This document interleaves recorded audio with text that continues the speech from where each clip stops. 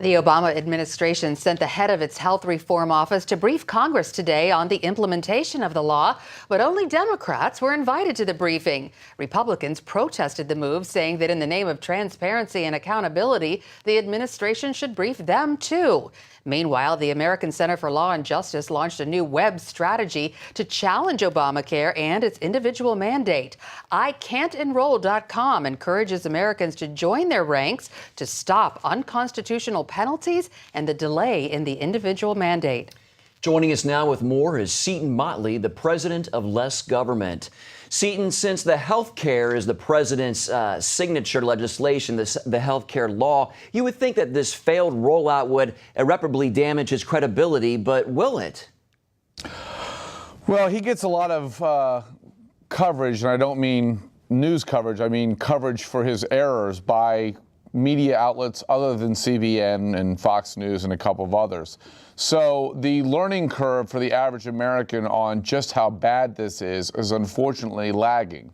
But when you've got some people like Jay Leno making fun of it and Jon Stewart making fun of it, I think it's so bad and it's so cataclysmic that we may actually see some damage to his credibility, given that he put himself so far on the line in his huckster-in-chief moment on Monday.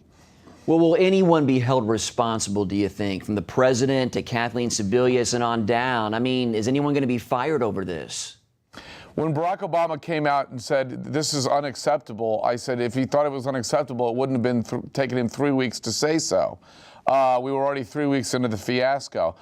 He doesn't fire people. I mean, we have Herrick Holder being found in contempt of Congress once, and probably on the verge of being found so again if they want to pursue it. He's still there. Sebelius, if she were to be fired for this, I think would have already been fired by now. I think she's in for the long haul. Thousands of consumers who buy their own insurance policies are getting cancellation notices and are being forced to buy more expensive plans.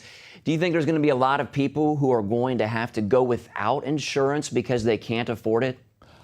I've been saying from the beginning that I would bet anybody who favors this law money that more people will lose their insurance because of this than actually acquire insurance because of this.